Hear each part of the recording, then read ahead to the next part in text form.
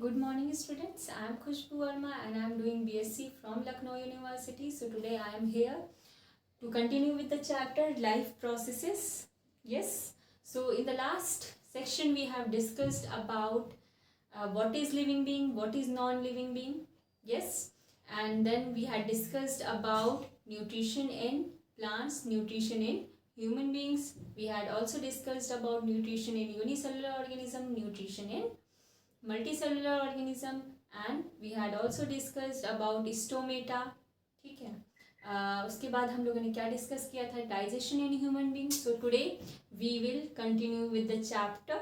So the first topic is respiration. So इसमें क्या है, लास्ट सेक्शन में हम लोगों ने ये पढ़ा था कि जो भी फूड मटेरियल हम लोग इनटेक कर रहे थे न्यूट्रिशन की प्रोसेस के ड्यूरिंग, तो वो कैसे एनर्जी को प्रोवाइड कर रही थी सेल्स में और कैसे उससे लाइफ प्रोसेसेस परफॉर्म हो रही थी.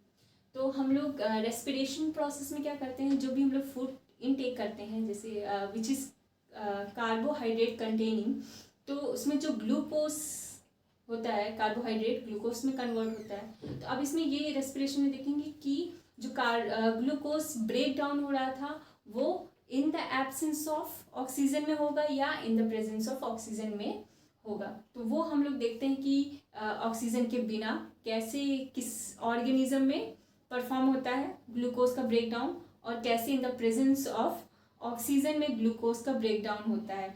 सो ये डिफरेंट ऑर्गेनिजम्स होते हैं जो डिफरेंट तरीके से अपनी ग्लूकोज को ब्रेक डाउन करते हैं. सो द पहला जो कॉमन चीज़ है ग्लूकोज को ब्रेक डाउन करने में, ये है कि जो ग्लूकोज होता है, ग्लूकोज इज 6 कार्बन कंटेनिंग, है ना. 6 कार्बन मॉलिक्यूल होता है. Yes, 6 carbon. So it will break into pyruvate, which is 3 carbon molecule, 3 carbon molecule in cytoplasm. This is the common step, है ना. किसी भी ऑर्गेनिज्म में अगर ये ग्लूकोज का ब्रेक डाउन हो रहा है तो पहला तो ये कॉमन है कि 6 कार्बन मॉलिक्यूल जो है वो 3 कार्बन मॉलिक्यूल में ब्रेक होना ही है इसको, और किस में होगा, साइटोप्लाज्म में होगा. नेक्स्ट हम लोग ये देखेंगे कि कौन सी ऐसा ऑर्गेनिज्म है जो इन एब्सेंस ऑफ ऑक्सीजन में ये ग्लूकोज को ब्रेक डाउन करता है. देखेंगे कौन इन द प्रेजेंस ऑफ ऑक्सीजन में ग्लूकोज को ब्रेक करता है. सो चलो let's see. In absence of oxygen किसमें होता है, in absence of O2 oxygen. So in east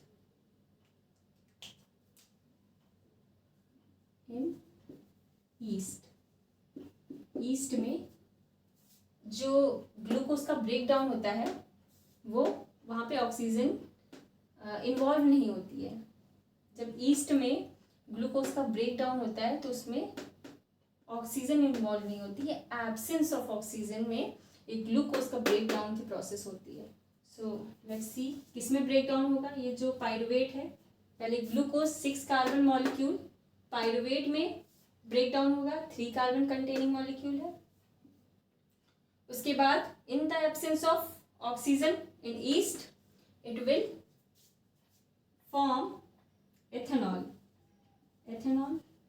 Yes, ethanol plus carbon dioxide, CO2, and plus energy. Yes, energy. So ethanol is 2 carbon molecule.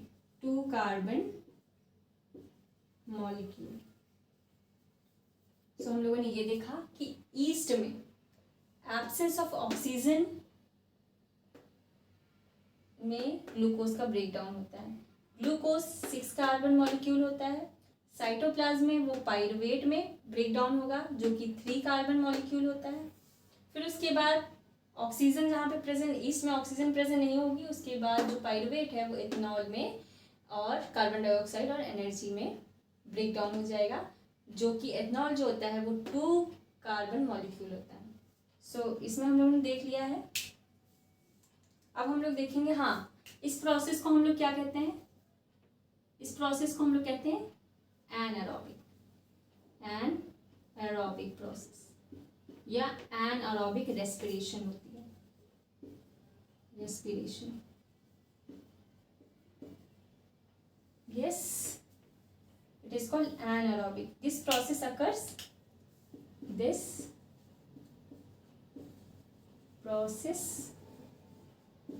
occurs in the absence of, in the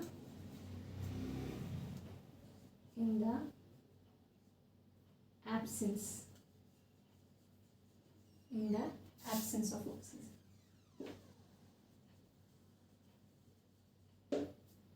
yes, so ये हम लोगों ने देख लिया कि कैसे in the absence of oxygen में glucose का ब्रेक डाउन होता है।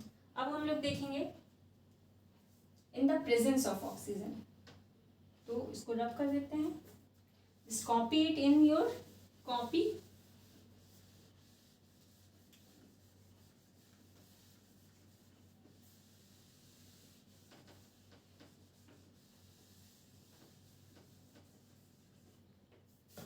तो ये फर्स्ट स्टेप जो है वो तो कॉमन है, हर ऑर्गेनिज्म में ये फर्स्ट स्टेप कॉमन होगा। अब देखेंगे in the presence of oxygen, in the presence of oxygen, in the presence of oxygen कहाँ पे होती है? In mitochondria, mitochondria. माइटोकॉन्ड्रिया में जो ग्लूकोज का ब्रेक डाउन होता है वो ऑक्सीजन के प्रेजेंस में होती है। तो ये किसमें, जो पाइरुवेट है, पहले ग्लूकोज 6 कार्बन मॉलिक्यूल साइटोप्लाज्म में ब्रेक हुआ पाइरुवेट में जो कि 3 कार्बन मॉलिक्यूल है। उसके बाद माइटोकॉन्ड्रिया में in the presence of oxygen किसमें ब्रेक डाउन होगा? Carbon dioxide plus water and plus energy. Yes, so ये हम लोगों ने देखा। इस प्रोसेस को हम लोग क्या कहते हैं? This process is called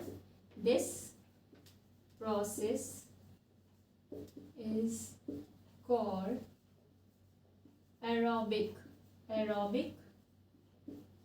respiration. What is aerobic respiration? It is the process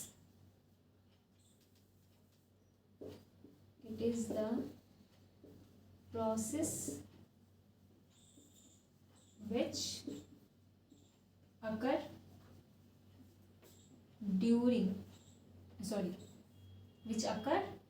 in the presence of oxygen.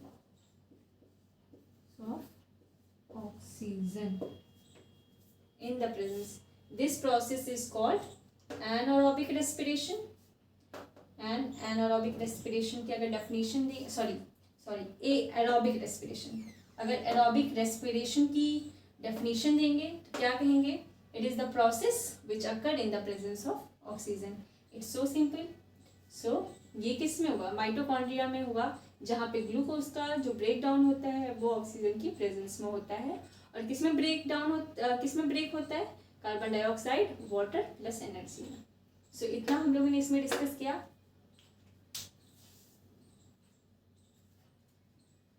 Yes,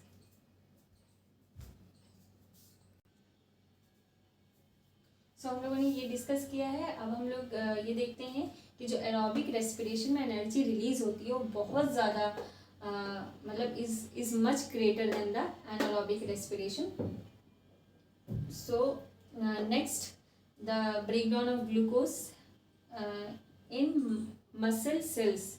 so muscle cells में अगर प्रोसेस होती है ब्रेक डाउन ग्लूकोज का, तो किस टाइप में होगी? अगर उसमें लैक ऑफ ऑक्सीजन हो गया मसल सेल्स में, तो वो जो ब्रेक डाउन होगा, एब्सेंस ऑफ ऑक्सीजन में होगा, और वो किस में कन्वर्ट, पायरुवेट किस में कन्वर्ट हो जाएगा, लैक्टिक एसिड में, लैक्टिक एसिड में कन्वर्ट हो जाएगा, जिससे क्या होती है, मसल क्रैम्प्स हो जाता है. चलो discuss, let us discuss about this.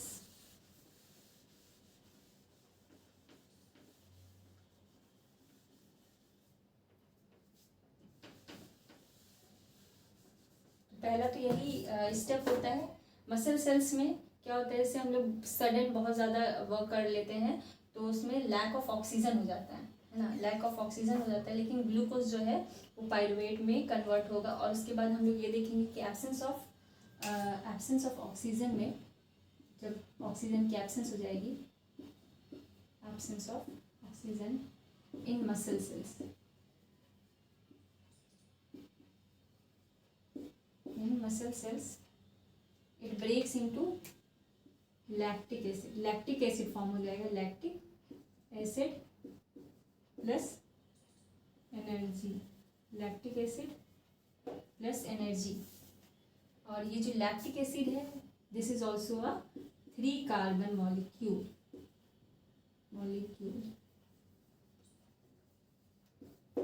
तो अगर लैक्टिक एसिड का फॉर्मेशन होता है तो मसल क्रैम्प उसको कह देते हैं, मसल क्रैम्प हो जाता है. अगर मसल सेल्स में एब्सेंस ऑफ ऑक्सीजन में ग्लूकोज ब्रेक डाउन हो रहा है, लैक्टिक एसिड फॉर्म हो जा रहा है, तो उसमें क्या हो जाता है, मसल क्रैम्प हो जाती है. सो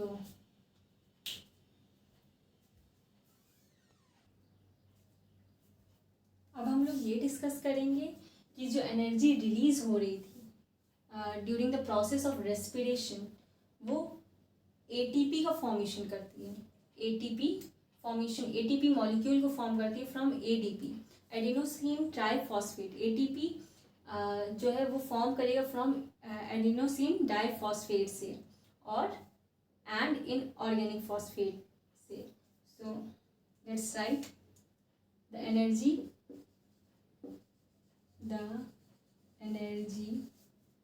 released during this process of respiration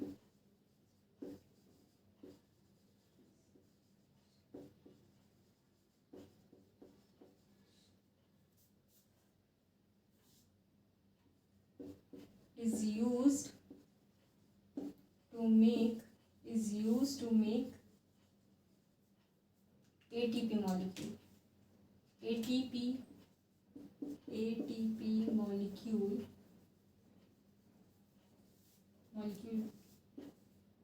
ATP molecule adenosine triphosphate from ADP, from adenosine diphosphate and inorganic phosphate.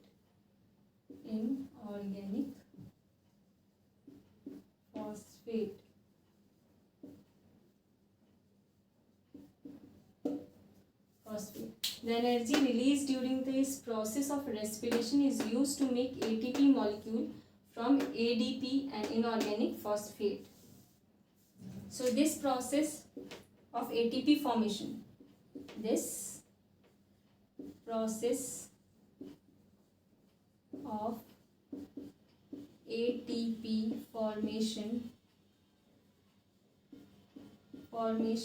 is endothermic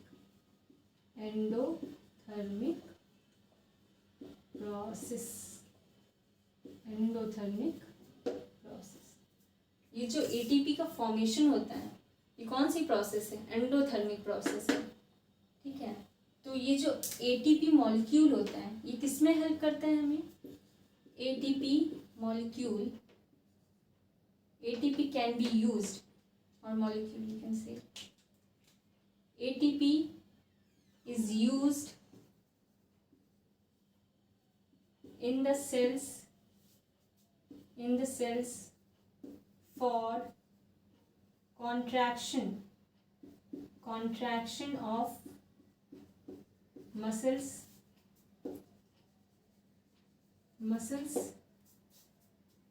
protein synthesis,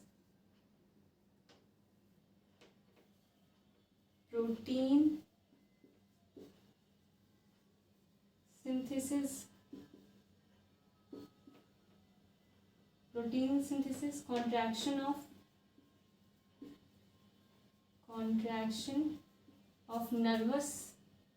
of nerve impulse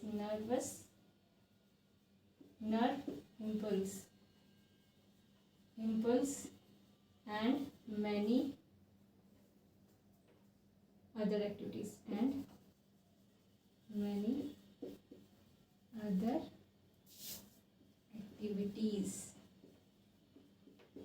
तो क्या होता है कि जो एटीपी मॉलिक्यूल है वो हमारे सेल्स में मसल को कॉन्ट्रैक्ट करने में हेल्प करता है, प्रोटीन सिंथेसिस में हेल्प करता है, nerve impulse, contraction of nerve impulse and many other activities. So अब हम ये देखते हैं कि जो एक्वेटिक एनिमल्स हैं वो अपनी ऑक्सीजन कहाँ से लेते हैं। तो जो वैसे भी इन्वायरमेंट में जो एयर प्रेजेंट होती है या ऑक्सीजन प्रेजेंट होती है वो वाटर से ज़्यादा होती है हमेशा एयर में जो प्रेजेंट होती है। तो इस वजह से जो एक्वेटिक एनिमल्स हैं वो जो अपनी ऑक्सीजन है वो कहाँ से लेंगे, वाटर से ही। जो जैसे फॉर्मूला होता है वाटर का H2O। तो किससे बना होता है water? Hydrogen gas plus oxygen gas. तो वहीं से वो लोग अपनी ऑक्सीजन डिराइव करते हैं, लेते हैं। और टेरेस्ट्रियल एनिमल्स जो होते हैं वो अपनी ऑक्सीजन एटमॉस्फेयर में जो प्रेजेंट होती है उससे लेते हैं ऑक्सीजन। सो अब हम लोग रेस्पिरेशन इन ह्यूमन बीइंग्स पढ़ेंगे। Respiration in human beings, respiration in human beings.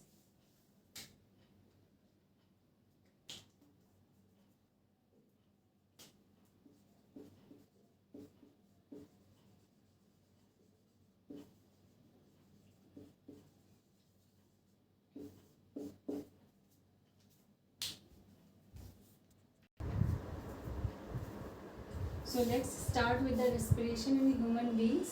So here it is a diagram of respiration is given. So let's start. In human beings, air drawn into the body through nostrils. जो oxygen हम लोग inhale करते हैं या जो air हम लोग inhale करते हैं वो नेजल कैविटी से पास होती है, मीन्स नॉस्ट्रिल से पास होती है। उसके बाद ये नेजल कैविटी होती है। नेजल कैविटी में हेयर्स प्रेजेंट होते हैं, nostril hairs are present and mucus which helps in the filtering of air, है ना। Nostril assigned with fine hairs and mucus that filter the air as passes through. ठीक है, जैसे air pass होगी जो nostril hairs हैं and mucus है वो एयर को फिल्टर करेगी। Then after this air travels through the throat and then moves through a pipe called trachea. उसके बाद ये जो नेजल कैविटी है उसके बाद यहाँ से ये यहाँ ट्रैकिया में, है ना, क्या कह रहा है वो, after this air travels through the throat. ठीक है, थ्रोट से ट्रैवल करेगी and then moves through a pipe called trachea. और ये जो पाइप होता है इसे हम क्या कहते हैं? ट्रैकिया कहते हैं। ट्रैकिया कहते हैं, yes we call it trachea. Then trachea contains cartilaginous rings that ensure smooth flow of air into the lungs. और ये जो ट्रैकिया होते हैं, ये जो रिंग्स टाइप दिख रही हैं आप लोग को, just see these ring like structure are called cartilaginous ring. These rings are called cartilaginous ring. So it ensures smooth flow of air, ताकि कोलैप्स ना हो जाए। ये जो ट्रैकिया है या रिंग्स हैं कोलैप्स ना हो, ये इंश्योर करती है cartilaginous ring. Smooth flow of air lungs तक में ये हेल्प करती है। ठीक है, from here the air passes through the bronchi before entering the lungs. उसके बाद ये before entering into the lung it enters first into bronchi। ठीक है, ये ब्रोंकाई आपको दिख रहा होंगे, ये ब्रोंकाई कार्टिलेजिनस रिंग से ट्रैकिया से पास होके ये पहले इसमें आएगी, ब्रोंकाई में आएगी। Then bronchi from network of tubes called bronchioles. उसके बाद ये नेटवर्क जो आपको दिख रहे हैं इनको हम क्या कहते हैं, ब्रोंकियोल्स कहते हैं। ये ब्रोंकियोल्स हैं, ठीक है, ब्रोंकियोल्स हो गए।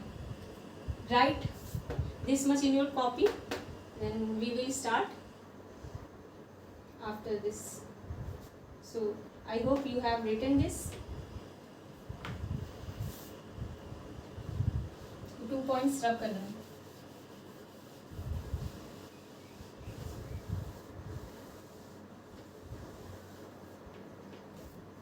देन each bronchioles, each ये जो ब्रोंक्यूल्स हैं, ठीक है, जो ब्रोंकाई है ये नेटवर्क की फॉर्म में गई और इसी को हम ब्रोंक्यूल्स कहते हैं। ये जो है नेटवर्क फॉर्म में इनको हम ब्रोंक्यूल्स कहते हैं। each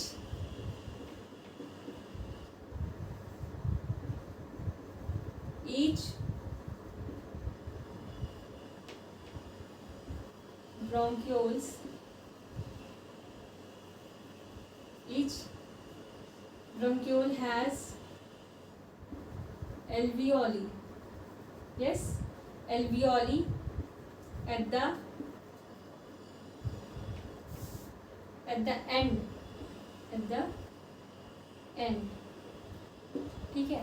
ये जो ब्रोंक्यूल्स हो गए, ये जो नेटवर्क फॉर्म में हो गए, इसे ये जो है ये इन्हें हम एल्वियोली कहते हैं। ये बैलून शेप्ड होते हैं, ऐसे इस टाइप में कुछ होते हैं, बैलून शेप्ड होते हैं। तो ये each bronchiole has alveoli at the end. हर एक ब्रोंक्यूल जो है उसके एंड में क्या है, एल्वियोलीज हैं, एल्वियोली प्रेजेंट है।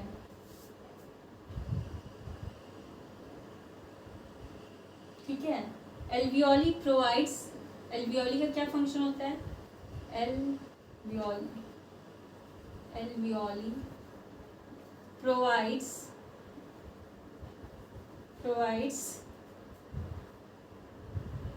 the surface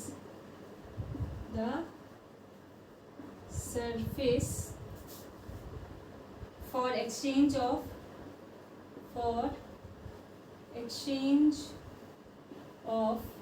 O2 oxygen,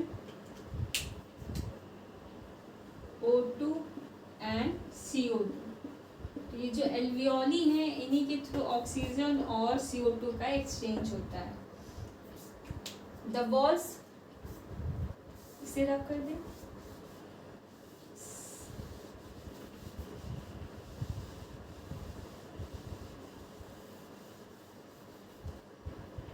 exchange होते हैं, जो एल्वियोलीज प्रेजेंट होती हैं, ब्रोंक्यूल के जो नेटवर्क्स होते हैं उनके एंड पे जो एल्वियोली प्रेजेंट होते हैं वो किसमें हेल्प करते हैं, exchange of O2 and CO2। The walls of the alveoli contain massive network of blood vessels। और ये जो alveoli होते हैं इनकी जो walls होती हैं वो blood vessels को contain करती हैं। The walls of alveoli contains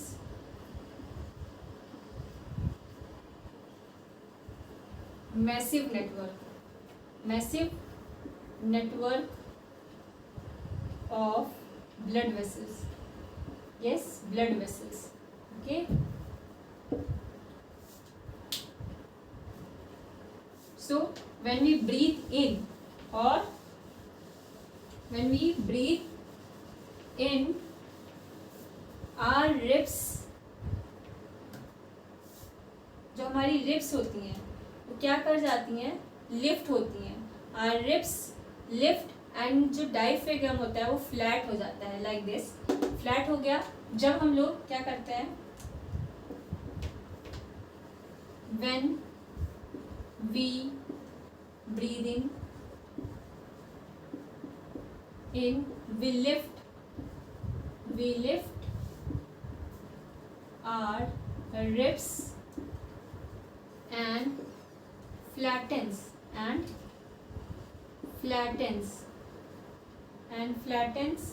our diaphragm।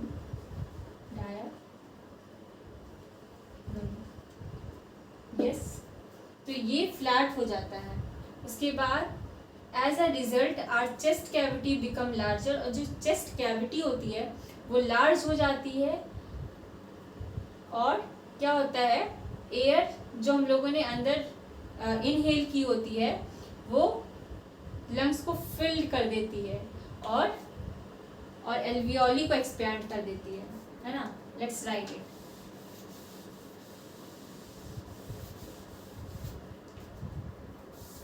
Flatten करने के बाद एज अ रिजल्ट क्या होता है, when we breathe in we lift our ribs and flattens our diaphragm. As a result our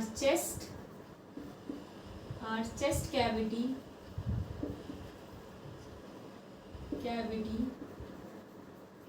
become larger.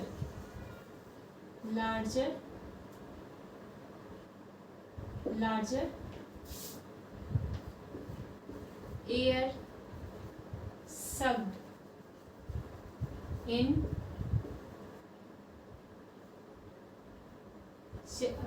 into the lungs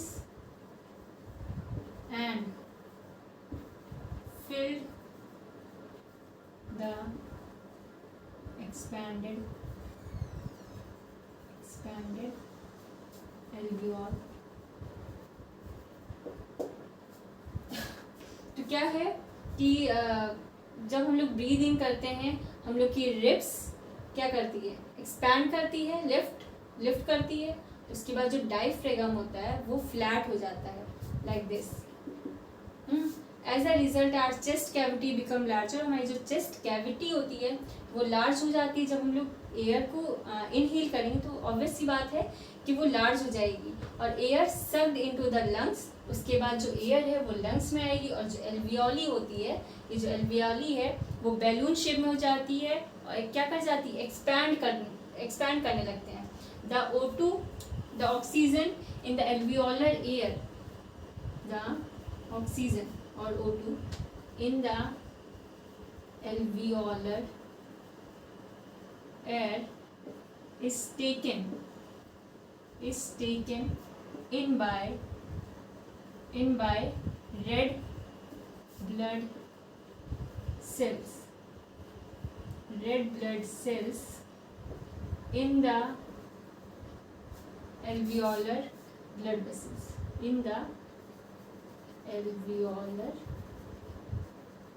blood vessels.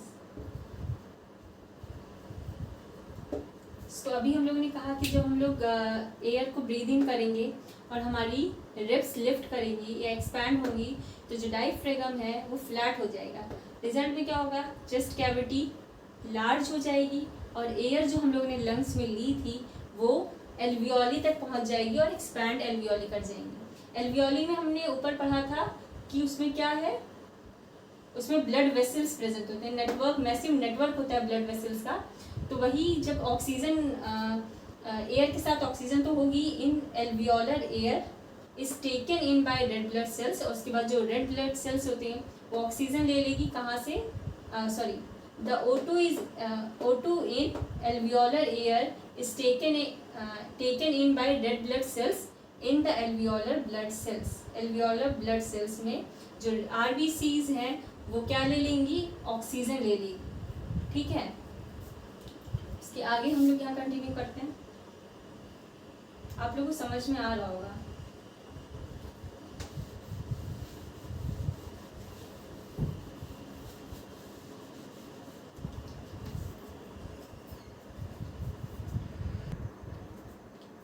Then after this, the oxygen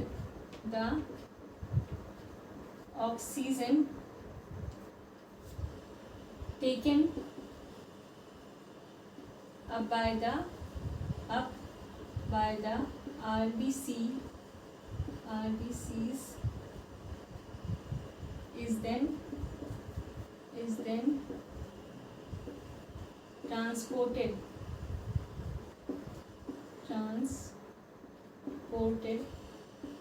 to all part of the body. Yes, तो ये function है. कैसे हुआ कि let's summarise it.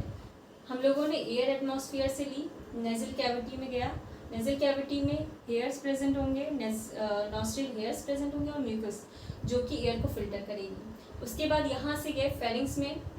Pharynx में क्या हुआ, throat के थ्रू ट्रैकिया, ये ट्रैकिया होते हैं और ये रिंग लाइक स्ट्रक्चर इन्हें हम कार्टिलेज कहते हैं। कार्टिलेज ने यहाँ पे पहुँचा, उसके बाद कार्टिलेज के थ्रू ये ब्रोंकाई में आए, ये नेटवर्क लाइक स्ट्रक्चर है, ब्रोंकाई में एंटर किया। उसके बाद ये जो ब्रोंक्यूल्स हैं, ब्रोंकाई के जो नेटवर्क्स हैं ब्रोंक्यूल्स, इसमें एंटर किया। उसके बाद जब हम ब्रीथ इन करेंगे तो हमारा जो चेस्ट है वो एक्सपैंड करेगा, डायफ्रागम क्या करेगा, फ्लैट हो जाएगा। उसके बाद जो एल्वियोली होती है जिसमें ब्लड वेसल्स होती हैं वो एक्सपैंड कर जाएगी, बैलून शेप में हो जाएगी। उसके बाद जो ऑक्सीजन है एल्वियोलर एयर में वो रेड ब्लड सेल्स के थ्रू चला जाएगा ऑक्सीजन। उसके बाद जो oxygen taken up by the RBCs, जो आरबीसीज ने ऑक्सीजन अपने साथ लिया था वो ट्रांसपोर्ट कर देगा पूरी बॉडी में, आरबीसीज ट्रांसपोर्ट कर देगी अपने पूरी बॉडी में ऑक्सीजन को ट्रांसपोर्ट कर देगी। तो ये हो गई रेस्पिरेशन की प्रोसेस। उसके बाद the cells in turn release CO2 in which turn diffuses to blood capillaries. ठीक है, उसके बाद क्या होगा, इसको रब कर देते हैं।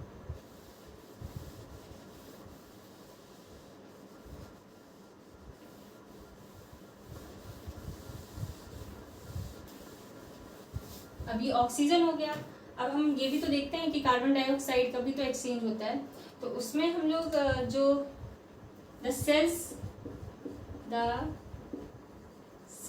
इन टर्न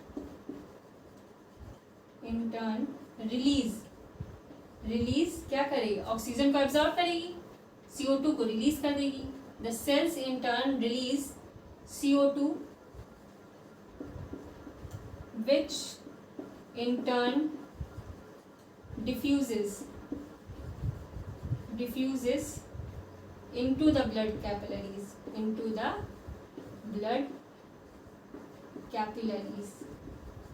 ठीक है, कैपिलरीज। उसके बाद क्या होगा, CO2 is more soluble in water, yes, जो CO2 होता है वो मोर soluble होता है then oxygen. CO2 is more soluble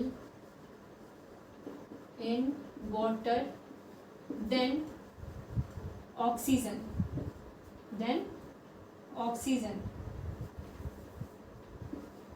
O2 से ज़्यादा soluble होता है। Therefore CO2 is gently transported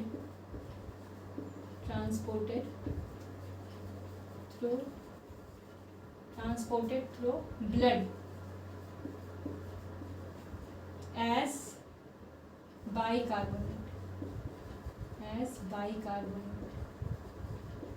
bicarbonate, which is its dissolved form।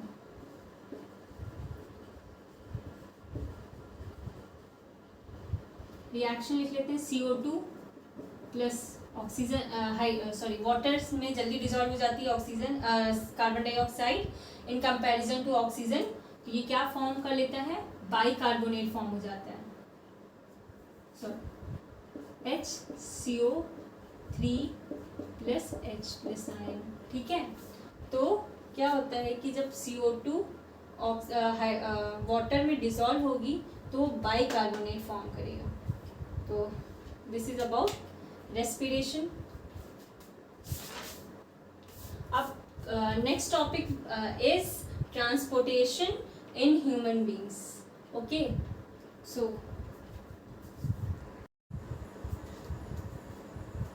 so after respiration we are going to start the next topic, transportation in human beings.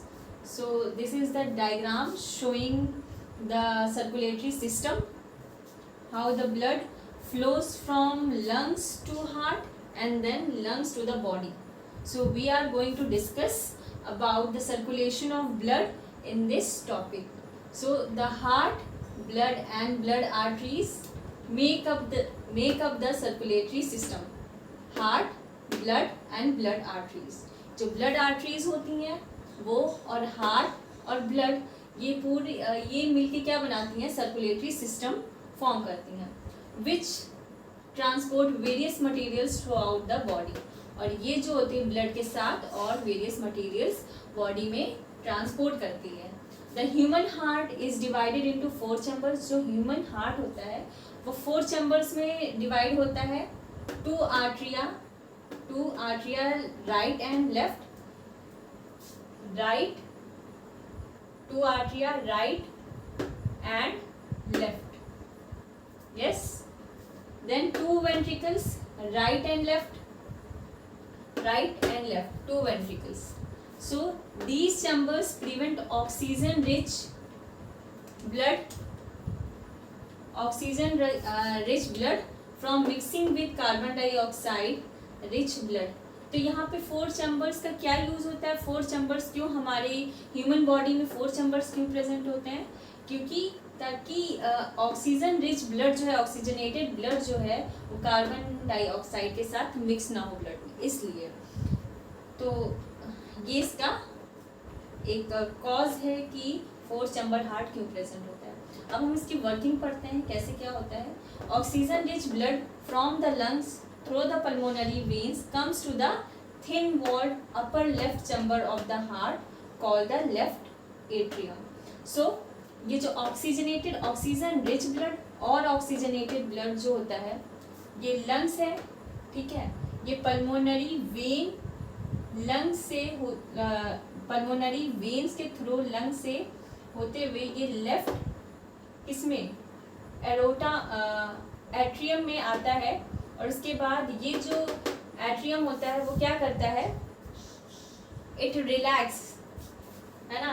ये जो atrium होता है वो क्या कर लेता है? रिलैक्स करता है.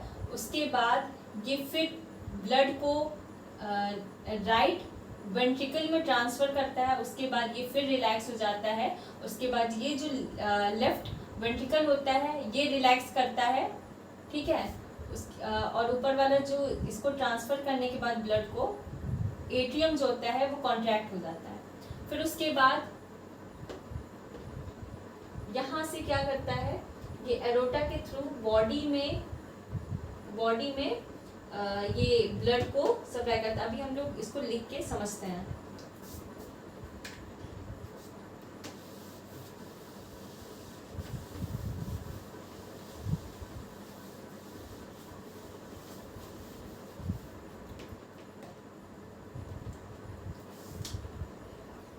Oxygenated rich blood from the lungs through the pulmonary veins. Oxygenated blood from the lungs through the pulmonary vein from lungs comes to the thin walled. ये thin walled upper left chamber of the heart called left atrium.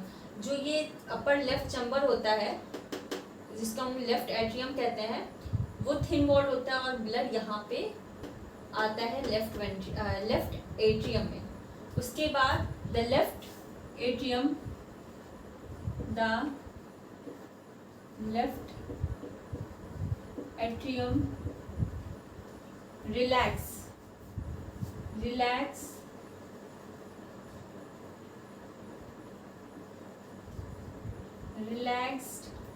relaxes when it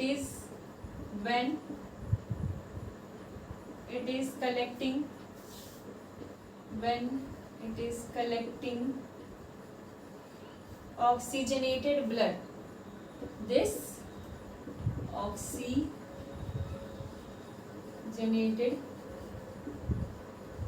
blood. So क्या हो रहा है कि यहाँ पे हमने देखा ऑक्सीजनेटेड ब्लड लंग्स से आता है थ्रू पल्मोनरी वेन. उसके बाद किसमें? लेफ्ट आर्ट्रियम में जो कि थिन वॉल्ड होती है उसमें एंटर करता है. और यहाँ पे क्या बोल रहा है कि जो लेफ्ट एट्रियम है, ये जो लेफ्ट एट्रियम है वो क्या करेगी? रिलैक्स करती है जब ऑक्सीजनेटेड ब्लड इसमें एंटर करता है. फिर next point is in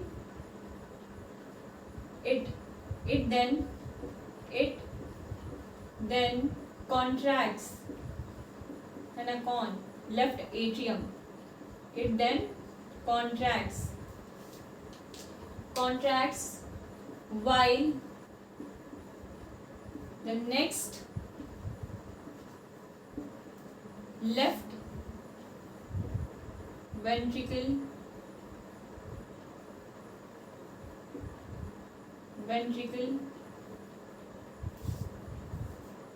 next chamber, that is left ventricle next chamber, it then contracts means left atrium क्या करेगा, कॉन्ट्रैक्ट कर जाएगा, while the next left ventricle और next chamber that is left ventricle relaxes so that blood transferred to it, yes, transferred to it. ठीक है. क्या करता है, जो लेफ्ट एट्रियम होता है वो रिलैक्स होता है जब इसमें ऑक्सीजनेटेड ब्लड आता है लंग्स के थ्रू, तो उसके बाद ये रिलैक्स करता है, और फिर जब ये वेंट्रिकल लेफ्ट वेंट्रिकल में जाता है तो ये अगेन कॉन्ट्रैक्ट कर जाता है, और जो लेफ्ट वेंट्रिकल होता है वो रिलैक्स करता है.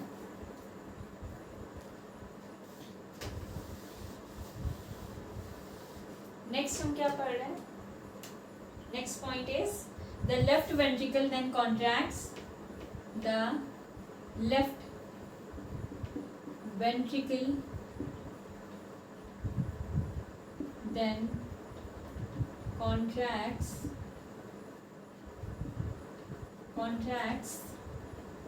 so that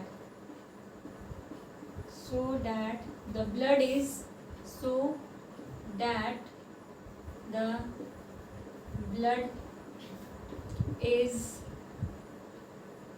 pumped. The blood is pumped out to the body through artery. Yes, through artery.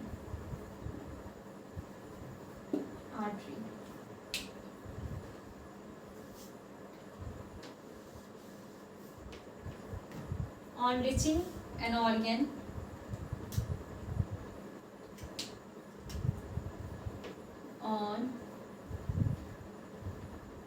on reaching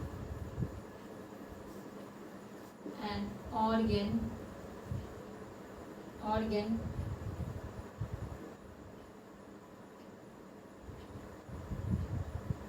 or tissue, the artery divides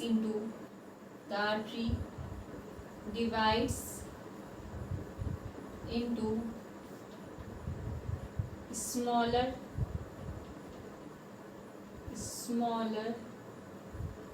and smaller vessels to bring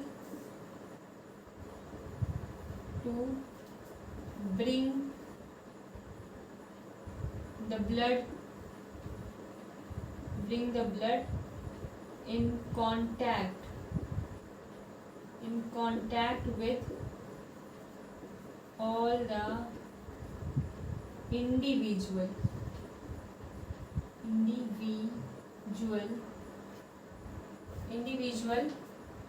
cells. Yes. Then the next point is, इसको rub कर देते हैं.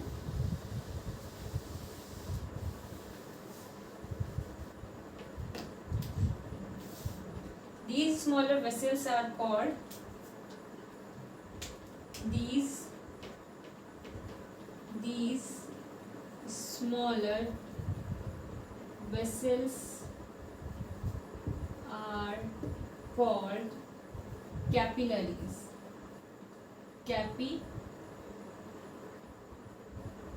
Capillaries, yes capillaries, ठीक है, capillaries. The capillaries then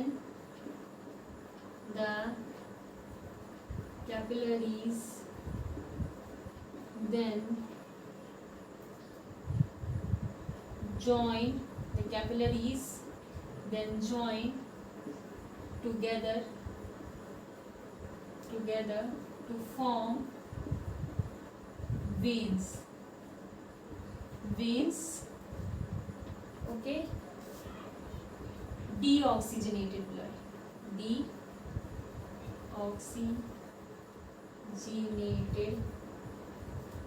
blood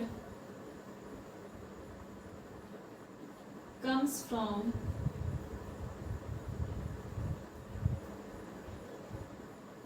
the body through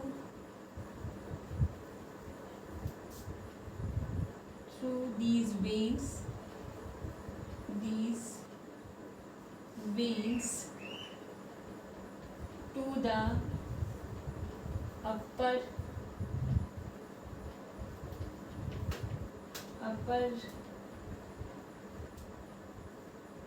right chamber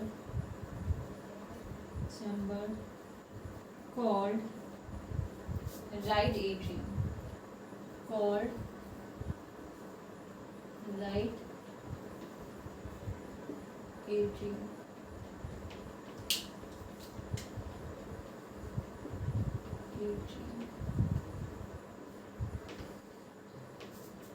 okay. So let's discuss it. Starting से start करते हैं.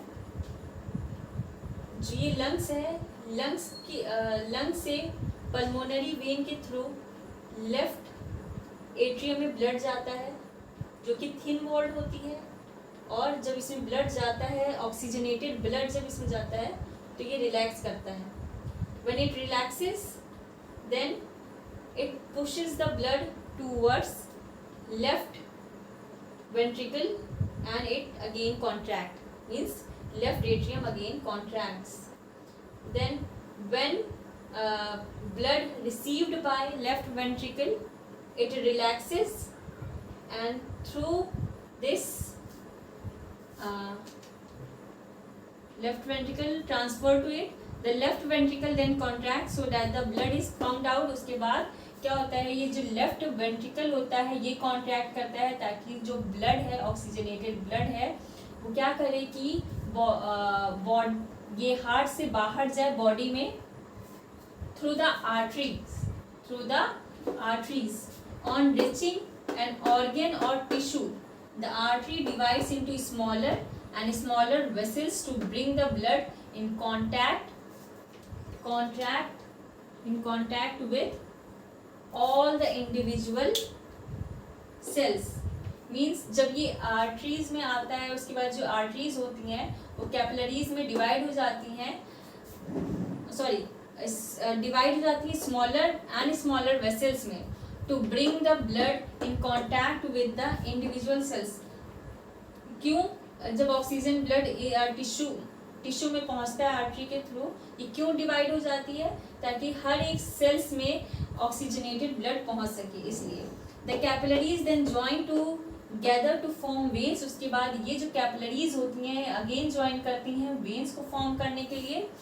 उसके बाद ये जो ज्वाइन करती हैं वेन्स को फॉर्म करने के लिए. उसके बाद जो डीऑक्सीजनेटेड ब्लड होता है बॉडी से, अब यहाँ पे बॉडी को इसने डीऑक्सीजनेटेड ब्लड दिया, आर्टरी के थ्रू ऑक्सीजनेटेड ब्लड बॉडी में गया.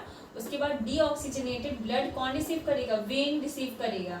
फिर उसके बाद ये वेना केवा के थ्रू राइट एट्रियम में पहुंच जाएगा ब्लड, और यहाँ पे क्या करेगा? राइट एट्रियम रिलैक्स करेगा और ब्लड को फिर ये नीचे पंप करेगा राइट वेंट्रिकल में. ठीक है, राइट वेंट्रिकल में. ये अभी हम लोग देखते हैं, फिर उसके बाद समझते हैं आगे क्या होता है.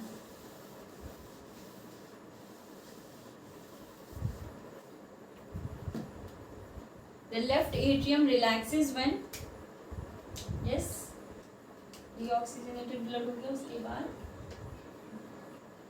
the left atrium relaxes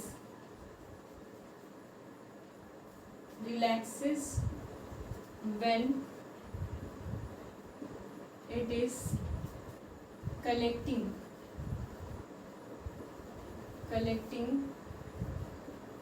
deoxygenated blood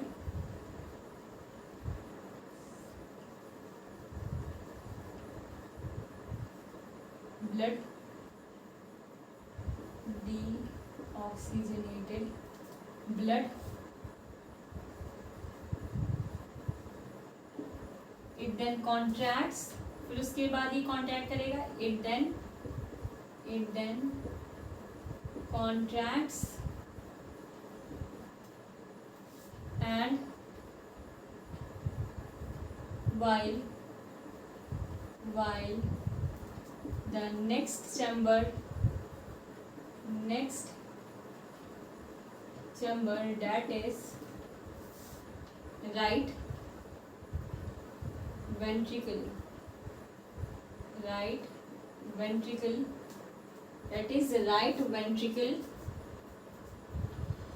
dilates so that the blood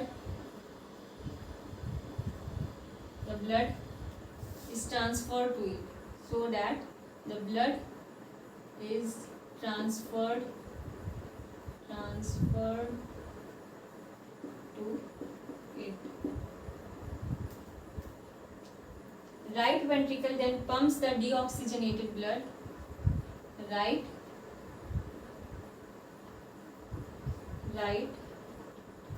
ventricle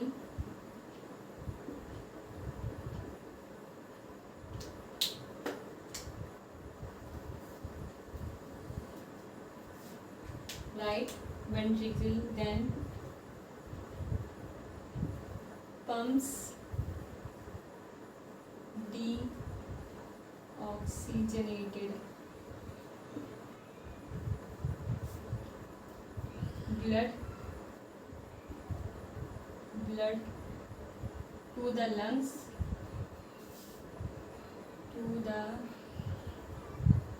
lungs through pulmonary artery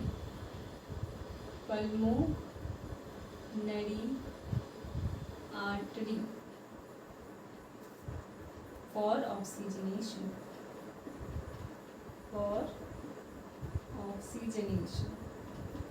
So yes, this is all about transportation in human beings. फिर से स्टार्टिंग से करते हैं. लंग से ऑक्सीजनेटेड ब्लड आया through pulmonary veins in the left atrium. Left atrium जो है वो थिन वॉल है, रिलैक्स करेगा, ठीक है, ब्लड को, ऑक्सीजनेटेड ब्लड को अपने में लेके आएगा. Then it pushes to the left ventricle.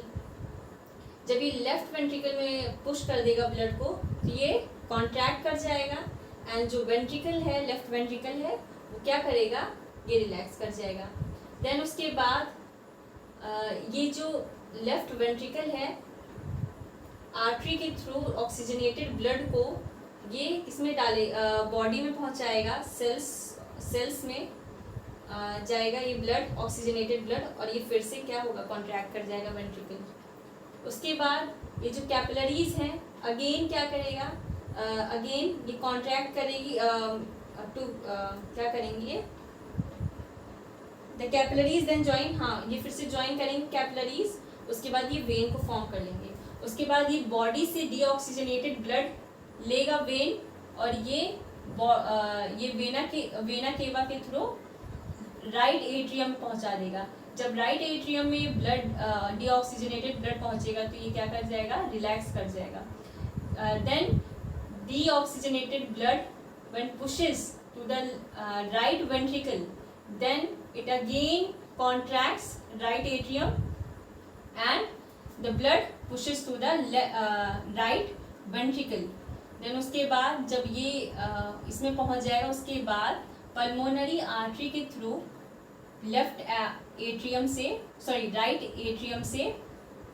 Right ventricle से पल्मोनरी आर्टरी में ये क्या करेगा, ब्लड को ट्रांसफर कर देगा, डीऑक्सीजनेटेड ब्लड को ऑक्सीजनेशन करने के लिए। तो वही लिखा है, the left atrium relaxes when it collecting deoxygenated blood. ठीक है, लेफ्ट रिलैक्स कर जाएगा।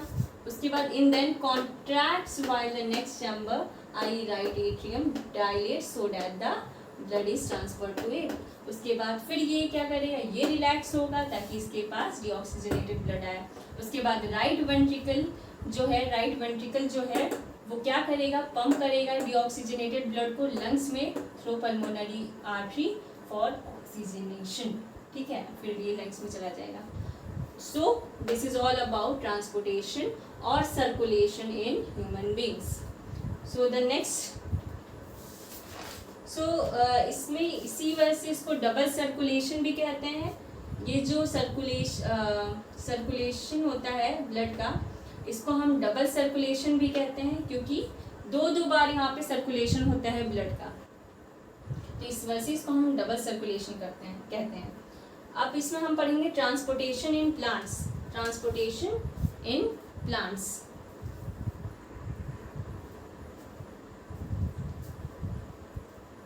So here we start with the transportation in plants. So इसमें plants में blood तो होता नहीं है, तो इसमें कैसे circulation और transportation होता है। Plants have specialized vascular tissues for transportation of water and minerals. इसमें water और minerals का transportation होता है किसके थ्रू, vascular tissues के थ्रू। Specialized vascular tissues होती हैं जिनके थ्रू water और minerals का क्या होता है, transportation होता है। ये 2 टाइप्स की होती हैं, जो वस्कुलर टिश्यूज होती हैं वो 2 टाइप्स की होती हैं, xylem and phloem. So what is xylem? It is responsible for the transportation of water and minerals from roots to different parts of the plants. क्या होता है, जो रूट्स में प्रेजेंट होती है, क्या वाटर और मिनरल्स जो प्रेजेंट होता है वो उसको अपवर्ड ले जाने के लिए, मीन्स दूसरी पार्ट्स में, प्लांट के दूसरे पार्ट्स में वाटर और मिनरल्स को ले जाने के लिए कौन रिस्पॉन्सिबल होता है, जाइलम रिस्पॉन्सिबल होता है। ठीक है, जाइलम टिश्यूज कौन से होते हैं, xylem tissue consist of vessels and tracheids. So sometimes it ask the xylem tissues, what are the xylem tissues? So vessels and tracheids are the tissues of xylem. So what is phloem? Now the second vascular tissue is phloem. It is responsible for transportation of food from the leaves to different parts of the plants. So वही है कि जो leaves में photosynthesis होता है उसके through जो food form होता है, जो food बनता है, वो किसके थ्रू जाता है, phloem responsible होता है transportation of food from the leaves to different parts of the plants. leaves से दूसरे parts, जो प्लांट्स के दूसरे पार्ट्स होते हैं उनके तक फूड को ले जाने का काम कौन करता है, फ्लोएम करता है। सो this is about vascular tissues, कि कैसे फूड ट्रांसफर होता है और वाटर कैसे ट्रांसफर होता है। कौन सा वस्कुलर टिश्यू रिस्पॉन्सिबल होता है वाटर एंड मिनरल्स की ट्रांसपोर्टेशन के लिए, और कौन सा वस्कुलर टिश्यू रिस्पॉन्सिबल होता है फूड के ट्रांसफर के लिए। So this is all about transpiration. क्या होता है, loss of water. What is transpiration? Loss of water in the form of water vapour. Water vapour के फॉर्म में जो वाटर लॉस होता है from aerial part of the plant is known as transpiration. जो वाटर का लॉस होता है in the form of water vapour, उसे हम ट्रांसपिरेशन कहते हैं। It helps in the absorption and upward movement of water and minerals dissolve in it from the roots and leaves. So ये किसमें हेल्प करता है, ये एब्जॉर्प्शन में हेल्प करता है और वाटर और मिनरल्स को ऊपर ले जाने के लिए रूट से लीव्स तक में ये हेल्प करता है ना। तो क्या कहते हैं कि ग्रेविटी के अगेंस्ट वर्क कर रहा है, तो ये ट्रांसपिरेशन इसमें हेल्प करता है कि वाटर और मिनरल्स को रूट से अपवर्ड ले जाने के लिए कौन हेल्प करता है, transpiration. So this is about transportation in plants. Now we will study about what, excretory system है ना। now we are going to discuss about excretory system in humans and in plants both.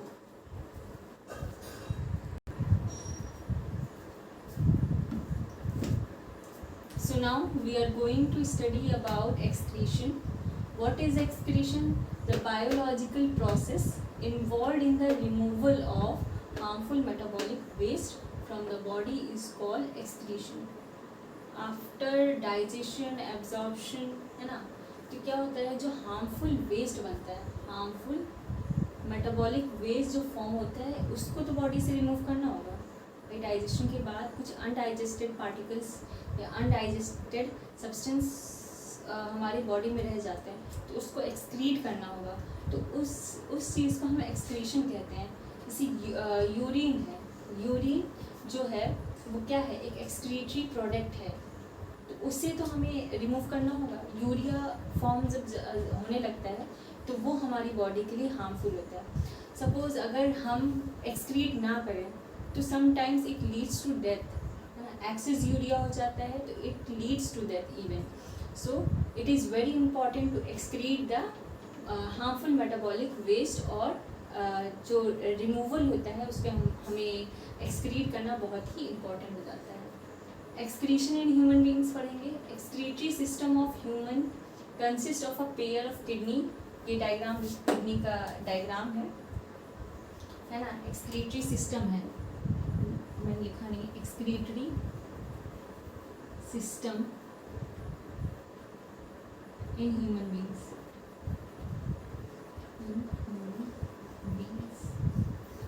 ये excretory system है। इसमें क्या होता है, pair of kidney, yes, दो pair, एक पेयर होता है किडनी का, दो किडनीज होते हैं, means a pair of ureter, ureter ये जो ट्यूब लाइक स्ट्रक्चर है, this is a pair of ureter, means दो यूरेटर होते हैं। एक यूरिनरी ब्लैडर होता है and the last is urethra. So urine produced in the kidneys passes through the ureters. जो इन किडनी में जो यूरिन प्रोड्यूस हुआ है वो किससे पास होगा, ये जो यूरेटर्स हैं, है ना, ट्यूब लाइक स्ट्रक्चर जो जा रहे हैं, जो कि अटैच है यूरिनरी ब्लैडर से, उसमें यूरिन उसके थ्रू पास होगा और यूरिनरी ब्लैडर में फिल हो जाएगा, ठीक है। उसके बाद gets collected in the urinary bladder from where it expels out through urethra and when required. जब रिक्वायरमेंट होती है, क्योंकि यूरिनरी ब्लैडर में जो यूरिन क्या कहते हैं फिल्ड होता है, वो यूरेथ्रा के थ्रू एक्सपेल आउट हो जाता है। अब ये किडनीज जो हैं, ये यूरिन कैसे फॉर्म होता है ये भी देखना होगा ना। तो इसमें नेफ्रॉन प्रेजेंट होते हैं। Nephrons are the basic filtration unit of the kidneys. Nephron is the structure and functional unit of the kidneys. ये जो स्ट्रक्चर आप देख रहे हैं ये नेफ्रॉन का स्ट्रक्चर है। अभी हम लोग इसके बारे में पढ़ते हैं कि कैसे क्या फंक्शन करता है नेफ्रॉन। तो let's study about the nephron. So we are going to study the structure of nephron. What is nephron? Nephron अभी हम लोगों ने पढ़ा है, nephron is the structural and functional unit of kidney. Each nephron consist of two parts, glomerulus and renal tubule. Glomerulus ये होता है और यहाँ से बाउमेंस कैप्सूल से स्टार्ट होता है क्या, रीनल ट्यूब्यूल स्टार्ट होता है, renal tubule. Glomerulus consist of bunch of capillaries. ये ग्लोमेरुलस है और इसमें क्या है, बंच ऑफ कैपिलरीज प्रेजेंट होती हैं। ये हम लोग किसका, नेफ्रॉन के स्ट्रक्चर पढ़ रहे हैं। Blood enters the kidney through the afferent arteriole and filtered blood leaves the glomerulus through efferent arteriole. तो जो एफरेंट एट्रियोल से क्या होता है, ब्लड एंटर करता है किडनी में, और जो फिल्टर्ड ब्लड होता है वो एफरेंट एट्रियोल से लीव कर जाता है। Blood enters the kidney through efferent arteriole and filtered blood leaves the glomerulus. Glomerulus को लीव करके वो एफरेंट एट्रियोल से निकल जाता है। The renal tubule starts with the, वही अभी बताया, जो रीनल ट्यूब्यूल है स्टार्ट किससे होता है, ये जो कप लाइक स्ट्रक्चर है जिसको हम बाउमेंस कैप्सूल कहते हैं, और ये क्या है, किसको, ग्लोमेरुलस को इनक्लोज कर देता है। तो इस यहाँ से जो स्टार्ट होता है स्ट्रक्चर, उसे हम रीनल ट्यूब्यूल कहते हैं। Capillaries of kidneys filter the blood, और ये जो कैपिलरीज होती है किडनी की, है ना, ये क्या करती हैं, ब्लड को फिल्टर करती हैं, एसेंशियल सब्सटेंस जो प्रेजेंट होते हैं, glucose, amino acid, salts and required amount of water, उनको क्या करते हैं, ये री एब्जॉर्ब करती है, और कैपिलरी जो होती है वो फिल्टर करती है ब्लड, ठीक है। Essential substances like glucose, amino acid, salts and required amount of water are reabsorbed. Amount of water reabsorbed depends upon how much is there in the body. ये किस पे डिपेंड करता है, अगर वाटर का रीअब्जॉर्प्शन हो रहा है तो हमारी बॉडी में कितना वाटर प्रेजेंट है, उस पर ये डिपेंड करता है कि हमें कितना एब्जॉर्ब करना है। अगर बहुत कम वाटर हमारी बॉडी में है तो वो कम एब्जॉर्ब करेगा, अगर बहुत ज़्यादा है तो उस हिसाब से बहुत ज़्यादा वाटर को रीअब्जॉर्ब करेगा। Excess water and nitrogenous waste in humans are converted to urine. जो एक्सेस वाटर होता है और नाइट्रोजनस वेस्ट जो प्रोड्यूस हो जाता है वो क्या करता है, यूरिन में कन्वर्ट हो जाता है, हमारी बॉडी में यूरिन का फॉर्मेशन होता है। उसके बाद यूरिन दस produced is passed to the urinary bladder via the ureters and then urine। वही बोल रहा है कि किडनी में जो क्या यूरिन प्रोड्यूस हुआ है ना, ये कहाँ से क्या होगा, ये फिर यूरेटर में जाएगा, यूरिनरी ब्लैडर में स्टोर हो जाएगा, एंड जब प्रेशर बनेगा तो यूरेथ्रा के थ्रू ये एक्सपेल आउट हो जाएगा। So this is all about excretory system, है ना। तो आई hope you understand this excretion और एक्सक्रीशन इन ह्यूमन बींग्स, ठीक है। तो आप लोगों को समझ में आया। अब हम लोग क्या पढ़ेंगे, excretion in plants. Yes, excretion in plants. So excretion in plants में पढ़ने से पहले हम हीमोडायलिसिस देख लेते हैं कि जैसे अगर कोई भी बॉडी है और उसमें किडनी फेलियर हो जाता है, ठीक है, किडनी फेलियर हो जाता है, तो उसमें उस टाइम पे यूरिया ज़्यादा फॉर्म होने लगती है, और जब यूरिया ज़्यादा फॉर्म होगी तो human being can lead to the death also. So उसको प्रिवेंट करने के लिए हीमोडायलिसिस होती है। ये एक आर्टिफिशियल किडनी क्रिएट की जाती है, ठीक है। कैसे आर्टिफिशियल किडनी क्या होती है, it is a device to remove nitrogenous waste products from blood through dialysis, ठीक है। जो ब्लड है उससे नाइट्रोजनस वेस्ट को रिमूव करने के लिए जो डिवाइस बना है उसे हम आर्टिफिशियल किडनी कहते हैं। तो ये कैसे है, इसको हम लोग चलो समझते हैं। जो आर्टरी होती है वहाँ से ब्लड लेते हैं। ये एक ह्यूमन बॉडी का ये हैंड दिख रहा है आपको, और ये जो ट्यूब गई है ये आर्टरी से ब्लड को लिया है, और somewhat here in blood we inject heparin which is an anti coagulant, जो कि किस में हेल्प करता है ब्लड को, ताकि क्लॉट ना कर जाए, है ना। तो इस वजह से हम हेपेरिन को इसमें इंजेक्ट करते हैं। उसके बाद जो ये ब्लड होता है इसमें पंप में जाता है, जो कि सर्कुलेशन को मेंटेन करने में हेल्प करता है। जो पंप होता है इस सर्कुलेशन को मेंटेन करने में हेल्प करता है। उसके बाद ये सेमी परमिएबल ट्यूब्स हैं और मेम्ब्रेन्स हैं, इसमें ये ब्लड प्यूरिफाई होता है, ठीक है। ये देख रहे हैं आप, इसमें यूरिया ये यूज डायलिसिस सोल्यूशन है, उसके बाद प्यूरिफाई होके ये फ्रेश डायलिसिस सोल्यूशन है। उसके बाद इस ट्यूब से ये वेन में क्या करेगा, ये प्यूरिफाई ब्लड को पहुंचा देगा। तो इस टाइप में ये फंक्शन करता है। और यहाँ पे फिर से एक एंटी हिपेरिन इंजेक्ट किया जाता है, एंटी हिपेरिन। फिर उसके बाद इसको वापस वेन के थ्रू बॉडी में ट्रांसफ़र कर दिया जाता है। तो ये एक आर्टिफिशियल किडनी को क्रिएट किया जाता है ताकि जो लोग हैं वो किडनी फेलियर से जब तक ट्रांसप्लांट ना हो किडनी, तब तक उनको बार बार ये डायलिसिस करवानी होती है, ताकि वो लोग इस चीज़ से बचे रहें, किडनी फेलियर जब हो जाता है। तो this is about haemodialysis. So let's study the excretion in plants. Yes. Now we are going to study the excretion in plants. So excretory products क्या होते हैं plants के? Carbon dioxide, excess water and nitrogenous compounds are the major excretory products in plants. excretory product plants में carbon dioxide, excess water हो जाता है, तो और जो नाइट्रोजनस कंपाउंड्स फॉर्म होते हैं वो एक्सक्रीटरी प्रोडक्ट होते हैं प्लांट्स के. Excretion of gaseous waste in plants takes place through stomatal pore. हम लोगों ने चैप्टर के स्टार्टिंग में स्टोमेटा पढ़ा था, तो उसमें हम लोगों ने देखा था कि कैसे गैसेस एक्सचेंज होती हैं. तो वही जब एक्सक्रीशन करना होता है गैसियस वेस्ट का, तो हम वो किससे करते हैं? स्टोमेटल पोर से करते हैं, जो कि लीव्स पे प्रेजेंट होता है. Oxygen release during the photosynthesis. जब फोटोसिंथेसिस होती है तो ऑक्सीजन रिलीज होती है, तो वो हम लोगों ने देखा था रेस्पिरेशन में, कैसे रेस्पिरेशन प्रोसेस में वो यूज़ हो जाती है.